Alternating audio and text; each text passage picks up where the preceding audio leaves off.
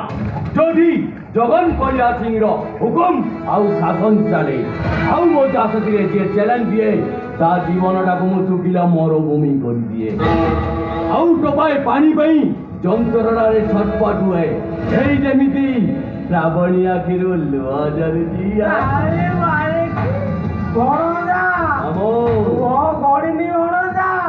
ଲୁହ ଗଡ଼ିବାର ରାସ୍ତା ଏବେ ପରିଷ୍କାର ହେଇଗଲା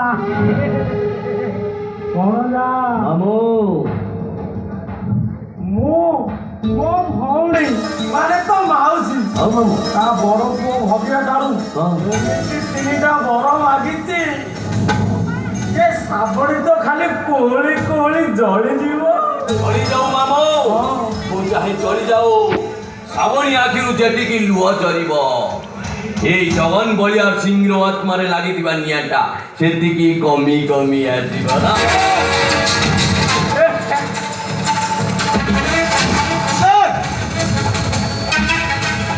স্বামী তোমার ভঙ্গ করে করি আমার কারখানাটা বন্ধ করে দিয়েছেন স্যার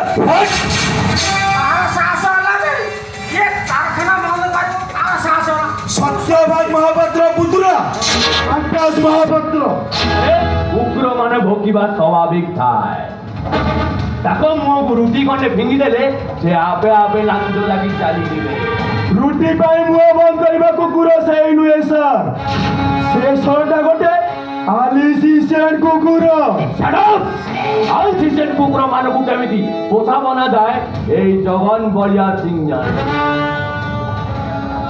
ସେଇ ଯଦି ପୋଷା ନ ମାନେ ତାକୁ ବନ୍ଧୁକ ମୁହଁରେ ରଖି ସୁଟ୍ କରିଯିବ ବୁଝିପାରିଲ ତ ବୁଝିଗଲି ସାର୍ ବୁଝିଗଲି ସେ ଶହଟା ଯଦି ବେଶୀ ଫଟଫଟ ହବ ସବୁଦିନ ପାଇଁ ରାସ୍ତାରୁ ଖଲାସ କରିଦେବି ସାର୍ ଆସୁଛି ସାର୍ ଆସୁଛି ଠିକ ଅଛି ଆସିପାର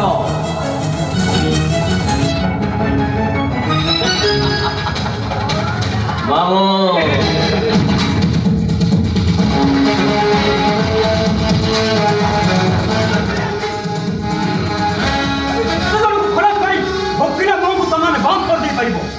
ଯେତେବେଳେ ଶହ ଶହ ଶ୍ରମିକମାନେ କାରଖାନା ସାର ଭିତରକୁ ପଶିଯିବେ ସେତେବେଳେ କେତେ ଜଣଙ୍କୁ ଗୁଳିର ଖମକ ଦେବ କୁଆଡ଼େ ଆସିଛ ଶ୍ରମିକମାନଙ୍କର ବୋନସ କାରଖାନା ଏବେ ଲସ୍ରେ ଚାଲିଛି ବର୍ତ୍ତମାନ ଯାହା ବୋନସ ଦେବା ସମ୍ଭବ ନୁହଁ କାହିଁକି ସମ୍ଭବ ନୁହଁ ଯୋଉ ଗରିବ ମଜଦୁର ଲୁହ ଲହୁରେ ତମେ ଆଜି ରାଧା ପ୍ରସାଦ ଉପରେ ବସିଛ ଆଉ ଏଠି ବେଡ୍ ଉପରେ ନିଜର ସୁରକ୍ଷାକ୍ଷୀ ଭିତରେ ମଜଦୁର କରିପାରୁଛ ସେମାନଙ୍କ ପ୍ରାପ୍ୟ ଦେବା ପାଇଁ ଏତେ କୁଣ୍ଠାବୋଧ କାହିଁକି ଏ କାହିଁକିର ଉତ୍ତରକୁ ଦେବାକୁ ବାଧ୍ୟ ନୁହଁ ତାହେଲେ କାରଖାନା ଅନିର୍ଦ୍ଦିଷ୍ଟ ପାଇଁ ବନ୍ଦ ରହିବ ବନ୍ଦ ହେଇଯାଉ କାରଖାନା ବନ୍ଦ ହେଇଗଲେ ମୋର କିଛି ଲୋକସାନି ହବନି ବରଂ ବେଶୀ କ୍ଷତି ହବ ସେଇମାନଙ୍କର କାହାର ପୁଅ ଭୂତ ମାଗିବ ତ ରାସ୍ତା କଡ଼ରେ କାହାର ଝିଅ ବୋଉ ବେଶ୍ୟା ବୁଦ୍ଧି କରିବ ଦେଇପାରିବ ସେମାନଙ୍କ ମୁହଁରେ ମୁଠାଏ ହାର ସେଥିପାଇଁ କହୁଛି କାରଖାନା ବନ୍ଦ କରି ଚାଲୁ କର ହରଦା ଠିକ କହିଛି ଏ ତମେ ଯେତେବେଳେ ମୋର ଜ୍ୱାଇଁର ଭାଇ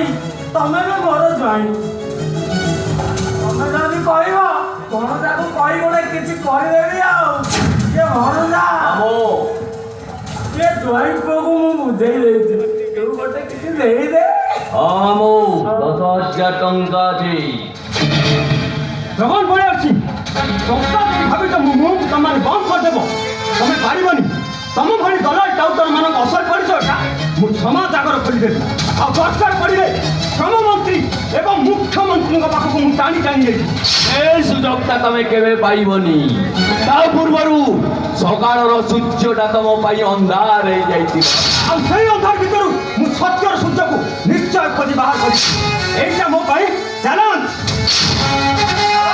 ଭାଇ ସାବାସ ମୁଁ ତମ ସାହସକୁ ତାରିଫ କରୁଛି ଆଉ ତମ ଇମାନଦାରୀକୁ ସାଲାମ କରୁଛି ପଛ ଘୁଞ୍ଚା ନାହିଁ ବୀରର ଜାତକେ ନମରୁ ସେ କେବେ ପରାଣ ହାତକେ ବେଶ ସ୍ଲାହାର ପାଇଁ 12 ହାତ ଖଣ୍ଡା ଧରି ଆଗେଇ ଚାଲ ପାପୀ ମାନଙ୍କୁ ବିନାଶ କରି ଶାନ୍ତି ପ୍ରତିଷ୍ଠା କର ଧର୍ମର ପ୍ରତିଷ୍ଠା ପାଇଁ ଗାନ୍ଧୀ ବନ୍ଧରେ ଯୁଦ୍ଧ କର ମୁଁ ତମ ପାଖେ ପାଖେ ଅଛି ଚନ୍ଦନ ତୁ ମୋ ଭାଇ ହୋଇ ମୋ ବିରୋଧରେ ଯାଉଛୁ ଆପଣ ଭୁଲ କହିଲେ ଭାଇ ବରଂ ରାମାୟଣର କୁମ୍ଭକର୍ଣ୍ଣ ଚରିତ୍ରକୁ ମନେ ପକାଇ ଦଉଛି ଯୁଦ୍ଧକୁ ଯିବା ପୂର୍ବରୁ ଭାଇ ରାବଣଙ୍କୁ ସେ ବହୁତ ବୁଝାଇଥିଲା କିନ୍ତୁ ସେ ଶୁଣି ନଥିଲେ। ଶେଷରେ ହେଲା କ'ଣ? ରାବଣଙ୍କୁ ସର୍ବଂଶ ହରାଇବାକୁ ପଡ଼ିଥିଲା। ଚନ୍ଦନ ଭଣଜା ଇଏ ଆମେ ଯାହା କରୁଛୁ ସବୁ ତୋରି ମଙ୍ଗଳ ପାଇଁ ଭଣଜା। ମୋରି ପାଇଁ ଶହ ଶହ ନିଜ ଲୋକମାନଙ୍କ ମୁହଁରୁ ଆହାର ଛଡ଼େଇ ନେଇଛ। ମୋରି ପାଇଁ ଶହ ଶହ ନିଜ ଝିଅମାନଙ୍କ ଇଜ୍ଜତ ନିଲାମ କରୁଛ।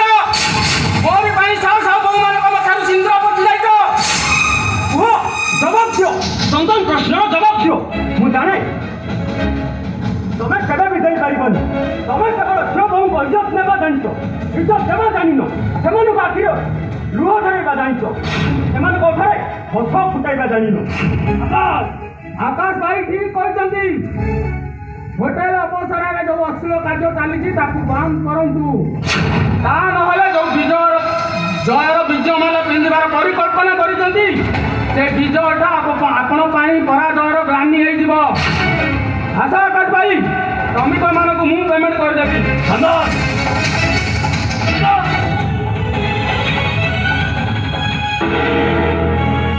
ଭଣଜା ଦେଖିଲେ ତ ଭଣଜା ଇଏ ତମର କେମିତି ତ ମୋର ଜବାବ ଦେଇ ଚାଲିଗଲା। ତା କଥା ମୁଁ ହେଲେ ମାମୁ এই জবান বলিয়াছি কেবে হারিবা শিখিনি, সে ସବୁବେଳେ জিতিবা শিখিছি। ଭଣଜା মামু ଚାଳି ମାରି